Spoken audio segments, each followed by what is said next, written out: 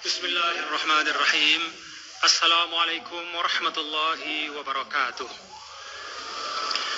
Alhamdulillah. Wassalatu wassalamu ala Sayyidina Muhammad ibn Abdullah wa ala alihi wa sahbihi wa man ittaba hudahu ila yaumil qiyamah, amma ba'du. Yang terhormat Presiden Republik Indonesia Bapak Joko Widodo, yang terhormat Wakil Presiden Bapak Haji Muhammad Yusuf Kalla, Bapak Menteri Agama dan Bapak-Bapak para Menteri Kabinet Kerja, para pimpinan lembaga negara, Excellencies yang saya muliakan, para duta besar negara sahabat, ada adik-adik juga di sini, Bapak Presiden di belakang, anak-anak kita semua yang insya Allah akan menjadi generasi yang terbaik untuk Indonesia. Hadirin dan hadirat sekalian yang dirahmati Allah Subhanahu wa Ta'ala. Alhamdulillah wa syukrulillah. Dengan penuh kesyukuran kita bersama pada malam hari ini memperingati Nuzulul Quran.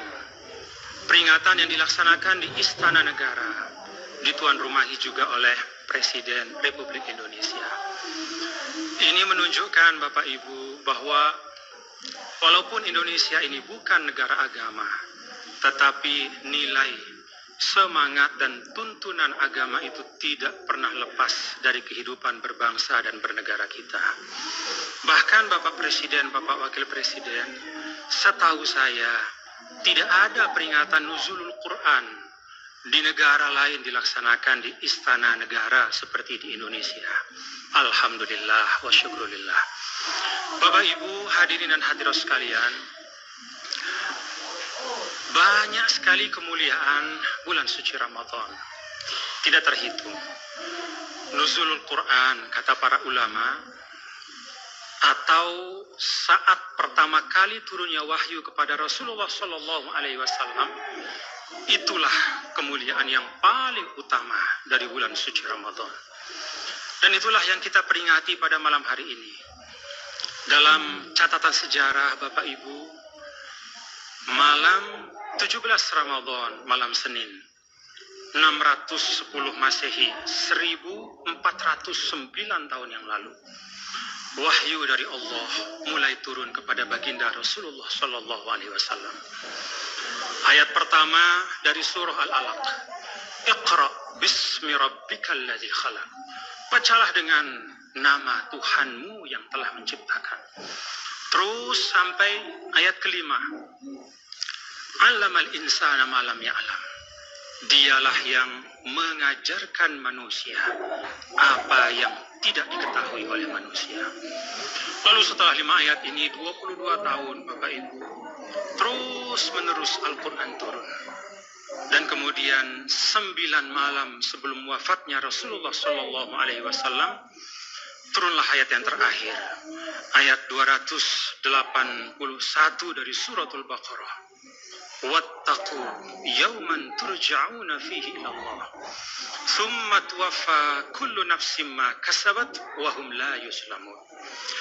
Ingatlah, ini kepada kita semua tanpa kecuali.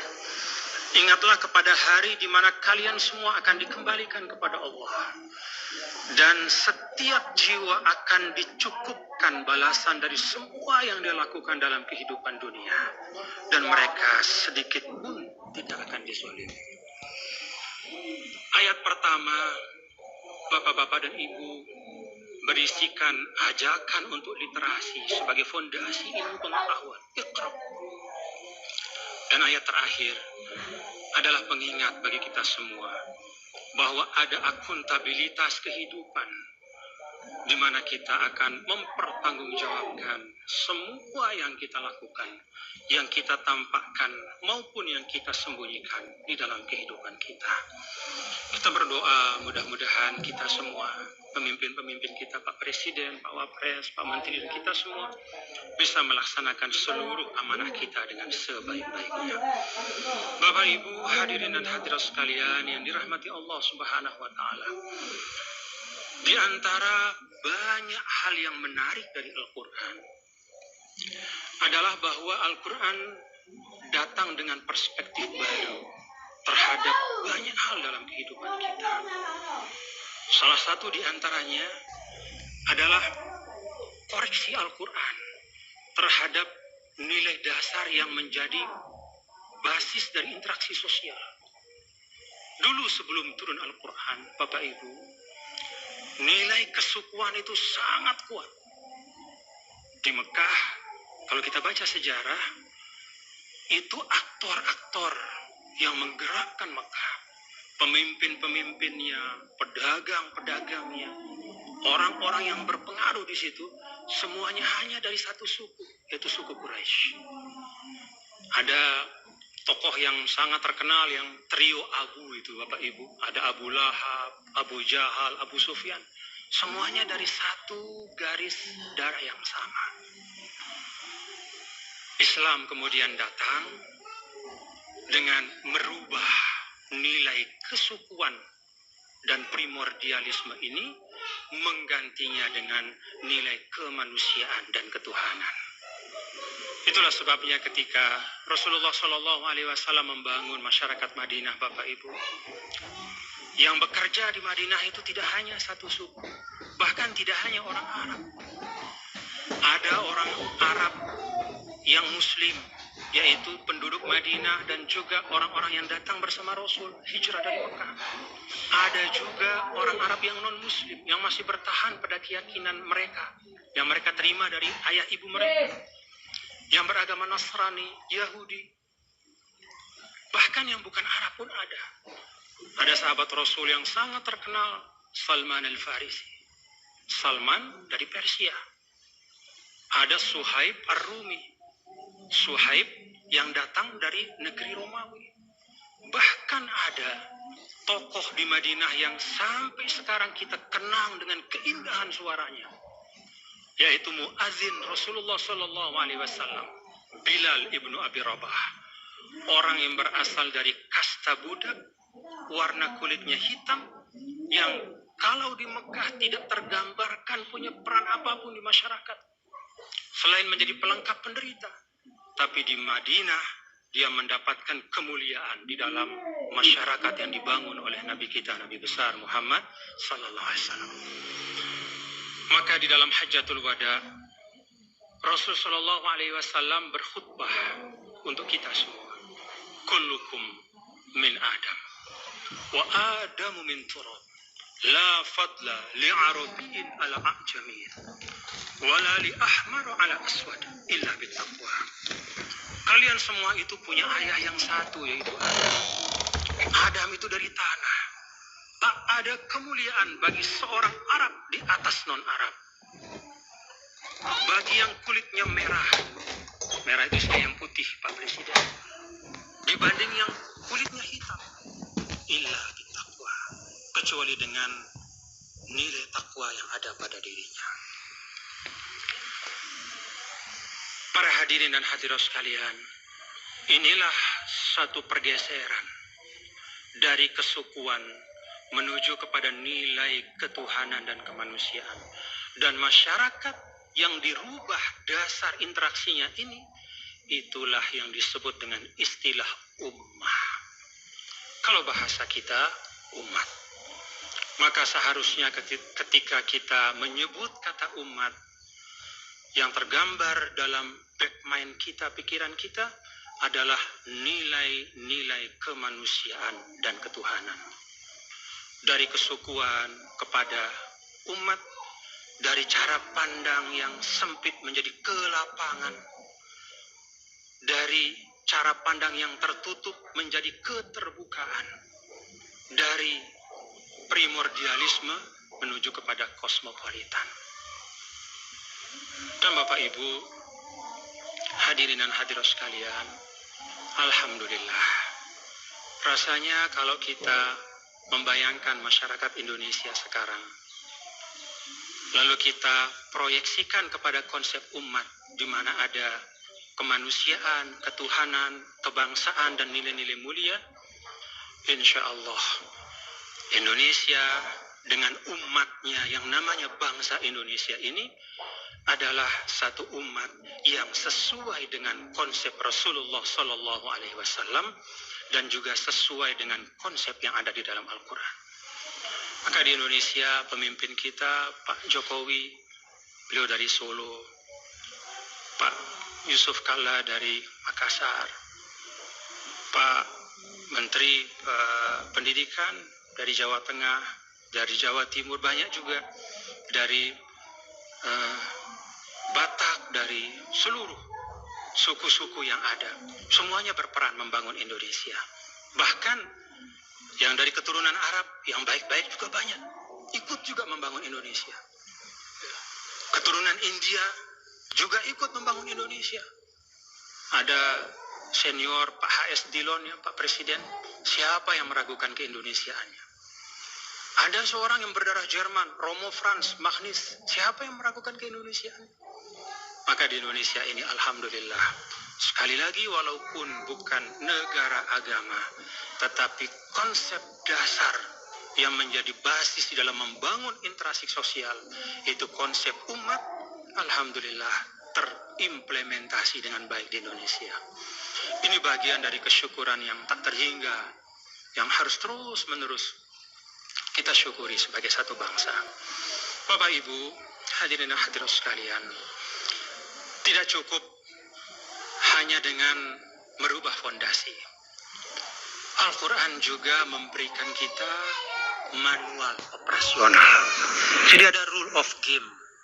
Tidak hanya basisnya, fondasinya dirubah, tapi juga untuk keseharian kita, aturan main dikasih juga oleh Al-Quran. Apa aturan main itu? Tadi kita simak anak muda yang membaca suratul Hujurat ayat 13. Allah Subhanahu wa taala berfirman, "Ya ayyuhan nas, inna khalaqnakum min dzakarin wa untha wa ja'alnakum syu'uban wa qabaila lita'arafu inna akramakum 'indallahi atqakum innallaha alimun khabir." Duhai segenap manusia, sesungguhnya kami ciptakan kalian dari seorang laki-laki dan seorang perempuan, dan kami jadikan kalian semua berbangsa-bangsa, bersuku-suku, lita'arafu, untuk saling mengenal. Sesungguhnya yang paling mulia di antara kalian adalah yang paling bertakwa kepada Allah. Sesungguhnya Allah Maha mengetahui yang nyata maupun yang tersembunyi. Yang perlu kita garis bawahi, manual kita adalah satu kata, lita'arafu. Banyak yang menafsirkan lita'arafu itu secara sederhana, saling kenal, saling sapa. Tidak hanya itu Bapak Ibu. Atau mungkin anak-anak muda diistilahkan ta'aruf, ya, berkenalan, gadis sama seorang anak muda laki-laki, ya. Itu dianggap seperti itu saja, tidak. Lita'arafu itu kata para ulama paling tidak ada 3 hal komponen makna di dalamnya, yang kesemuanya ini saling menopang dan mengutuhkan pemahaman lita'aruf. Pertama, lita'arafu itu dari kata al-i'tiraf. Jadi satu akar katanya dengan al-i'tiraf. I'tiraf itu artinya pengakuan, rekognisi, mengakui, menghormati orang atau kelompok yang sama maupun yang beda dengan kita. Bedanya dalam semua hal. Beda dalam pemikiran, beda yang given misalnya seperti warna kulit, bentuk mata, ataupun yang merupakan bagian dari dinamika sosial, strata sosial, atau apapun, bahkan keyakinan. Dalam lita'arufu itu ada i'tiraf, mengakui dan menghormati yang berbeda.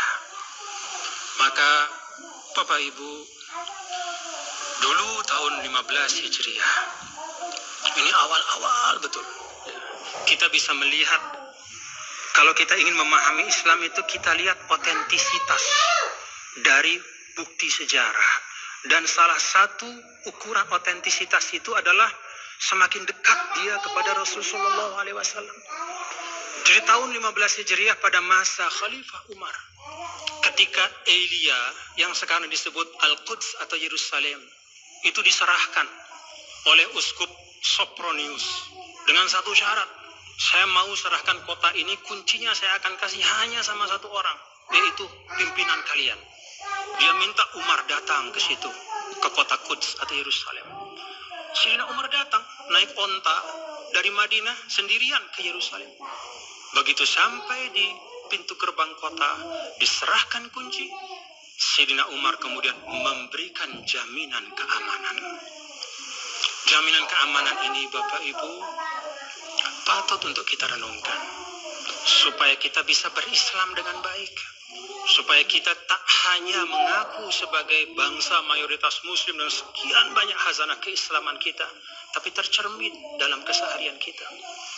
Apa jaminan Umar kepada Uskup Sopronius dan semua orang Nasrani dan Yahudi yang ada di kota itu? Bismillahirrahmanirrahim. Dengan nama Allah yang Maha Pengasih dan Maha Penyayang.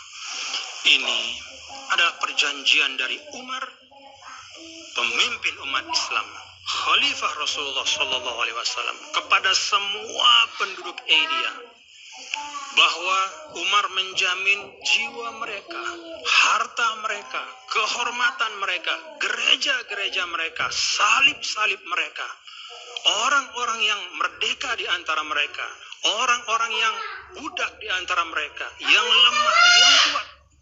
Tak ada satupun dari gereja yang boleh dirusak, yang boleh dihancurkan. Isinya, apapun itu, salib atau apapun harta, tak boleh dikeluarkan dan diambil. Dan tak ada seorang pun yang boleh diusir dari tempat ini karena keyakinannya. Itu perjanjian dari Umar kepada penduduk Elia. Di ujung perjanjian itu, Umar sampaikan, perjanjian ini berlaku dengan jaminan Umar, Allah dan Rasulnya sampai hari kiamat. Kita renungkan ini Bapak Ibu. Inilah rekognisi Islam. Bukan hanya pengakuan pasif, tapi ada penghormatan. Ada penjagaan. Menjaga Bapak Ibu. Maka kalau ada tindakan merusak rumah ibadah dari siapapun, apalagi seorang yang mengaku muslim, dia merusak rumah ibadah, kita tidak tahu siapa panutannya. Muhammad ibnu Abdullah Rasulullah Sallallahu Alaihi Wasallam jelas tidak. Abu Bakar As-Siddiq juga tidak. Mungkin Abu Bakar yang lain, Abu Bakar Al-Baghdadi, pemimpin ISIS itu. Inilah pengakuan, penghormatan dan penjagaan. Dan umat Islam tidak merasa dia berkurang kemuliaannya dengan memberikan penjagaan ini, bahkan menjadi lebih mulia. Yang kedua Bapak Ibu, lita'arofu itu satu akar katanya dengan al-ma'rifatu wal-irfan, ilmu pengetahuan dan kebijaksanaan. Maka kalau kita lihat di kota-kota atau negeri-negeri di mana pernah ada peradaban Islam Bapak Ibu, selain di kota itu biasanya ada masjid yang bagus, itu pasti ada sekolah-sekolah yang berkualitas, ada perpustakaan yang lengkap, selain juga ada rumah sakit. Peradaban yang dibangun, interaksi sosial bukan hanya sekedar saling mengisi dalam makna silaturahim sosial biasa, tidak, tapi semangat mencari ilmu, semangat untuk mengejar kebenaran. Maka dalam peradaban Islam itu tidak ada tempat bagi fitnah, bagi hoax, bagi berita-berita bohong. Ada verifikasi yang ketat. Para ilmuwan dengan hazanah keilmuannya menduduki tempat-tempat yang mulia dalam peradaban Islam. Karena apa? Karena lita'arofu itu salah satu aspeknya adalah al-ma'rifatu wal-irfan. Kemuliaan dalam Islam tak hanya dengan bersyahadat, tetapi juga dengan mencari dan mengisi hidup dengan ilmu yang bermanfaat.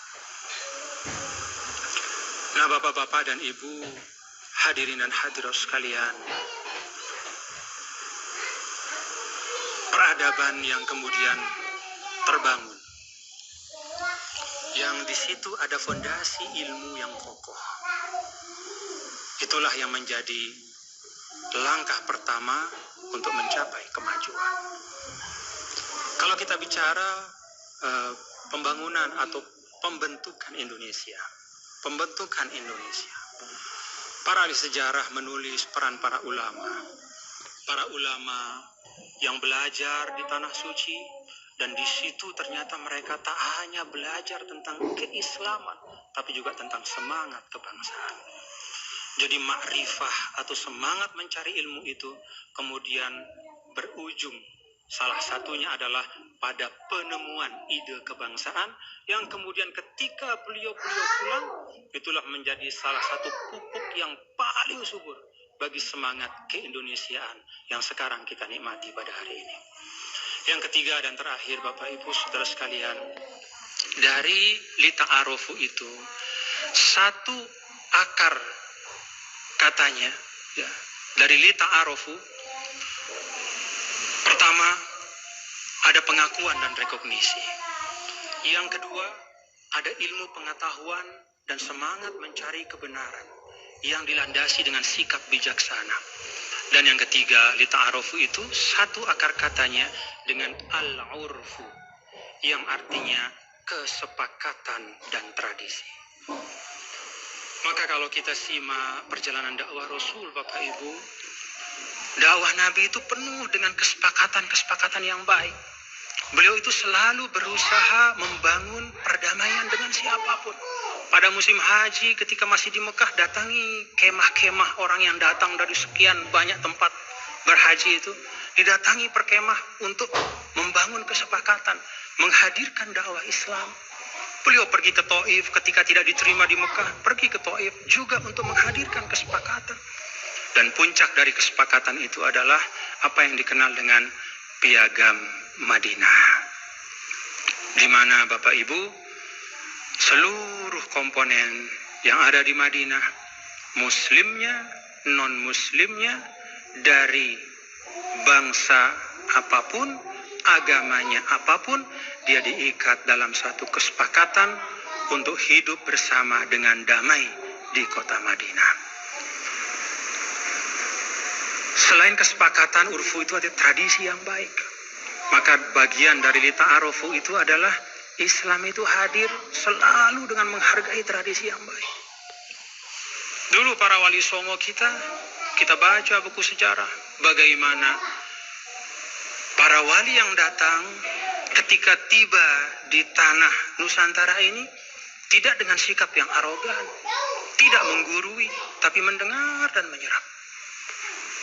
Kebudayaan adat yang baik dengan medium seninya, budaya apapun, selama di situ ada benih kebaikan, semuanya dipakai sebagai jalan dakwah.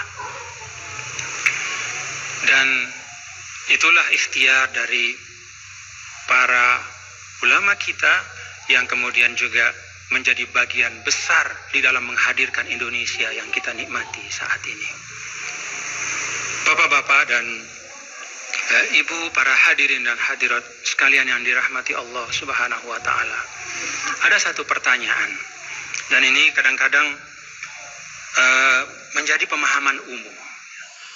Apakah jalan dakwah Wali Songo itu adalah semata strategi saja? Ini sering kita dengar bahwa Sunan Kalijogo itu membuat wayang kulit. Ada wayang kulit, ada wayang orang, ada wayang golek kalau nggak salah satu lagi. Kemudian menciptakan tembang-tembang, sunan-sunan yang lain ada ilir-ilir dan banyak medium-medium. Apakah jalan dakwah ini hanya strategi supaya Islam cepat diterima? Kalau saya boleh menjawab, itu bukan hanya strategi.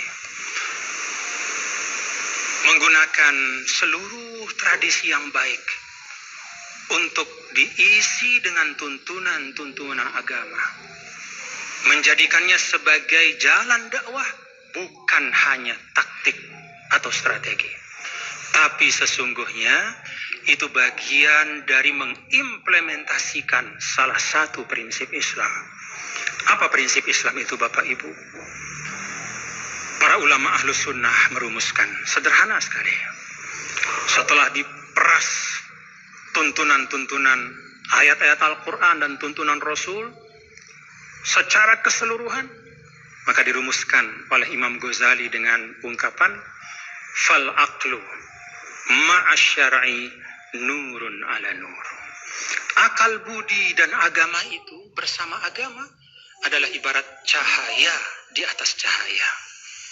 Kita tahu yang namanya tradisi, budaya, peradaban itu hasil dari akal budi. Dalam kitabnya Ma'arijul Al-Quds, Imam Ghazali menyampaikan bahwa akal itu seperti fondasi. Syariat itu seperti bangunan. Fondasi tanpa bangunan tak ada manfaatnya. Bangunan tanpa fondasi tidak akan bertahan lama. Beliau juga mengumpamakan bahwa akal itu seperti pandangan mata yang sehat, yang terang. Lalu syariat itu seperti cahaya matahari yang menerangi. Orang yang menggunakan hanya akalnya saja, akal budinya, budaya, tapi menyingkirkan agama, itu seperti orang yang keluar, membuka matanya terang-terang, tetapi di tengah kepekatan malam, dia tidak bisa lihat apa-apa. Orang yang bersyariat, tetapi membuang budaya, hasil dari akal budi, itu juga seperti orang yang keluar siang hari ingin menikmati pemandangan hasil dari cahaya matahari, tapi dengan mata yang terpejam. Sama seperti orang buta. Inilah yang dirumuskan oleh Al-Imam Al-Ghazali. Antara akal budi dan agama itu ibarat cahaya di atas cahaya. Maka Bapak-bapak, Ibu, jalan dakwah yang kemudian menghadirkan Islam yang damai, jalan dakwah yang menyerap semua yang terbaik dari yang telah tumbuh di masyarakat. Kita ingat bahwa Islam itu bukan hadir di ruang hampa. Islam itu datang kepada masyarakat yang sudah punya budaya. Jalan dakwah ini adalah jalan dakwah yang kita warisi dari para ulama kita, dan itulah yang selama ini menjadi salah satu faktor yang mengokohkan kita, tidak hanya sebagai satu umat Islam, tapi juga sebagai satu umat Indonesia, sebagai satu bangsa. Maka bapak-bapak dan ibu hadirin hadirat sekalian, paling akhir saya ingin mengajak kita untuk introspeksi. Introspeksi dalam hal bagaimana kita menghadirkan Islam di ruang publik. Jangan sampai seperti kata Sayyidina Umar, la tubaghidullaha ila ibadih. Jangan kalian bikin Allah itu dibenci sama hamba-hambanya. Orang nanya sama Umar, maksudmu apa Umar? Membuat Allah dibenci oleh hambanya. Ayakuna ahadukum talian, ada yang jadi imam, dia hafal Quran, misalnya dia baca panjang sampai akhirnya makmumnya nggak betah. Bukan imamnya yang dijauhi, masjid yang ditinggalkan. Atau kata Sayyidina Umar, ada kalian ayakuna ahadukum qasan, dia berdakwah tetapi dalam dakwahnya itu tidak ada kebijaksanaan. Bahkan ada ujaran-ujaran kebencian yang mengajak kepada sesuatu yang Allah dan Rasulnya murkai, yaitu perpecahan. Ketika dia menyampaikan ujaran itu, bukan hanya orang itu yang kemudian akan dicatat, wah ini harus kita jauhi. Tidak hanya orang itu, tapi bisa jadi Islamnya sendiri yang akan dijauhi. Maka mari Bapak Ibu Saudara sekalian, cara baik yang kita warisi dari para guru kita, para orang tua kita, menyerap seluruh kebaikan yang tumbuh di tanah Nusantara ini, dipupuk dengan semangat keagamaan yang kuat, dan payungnya adalah wama arsalnaka illa rahmatan lil alamin. Itulah masa depan Indonesia.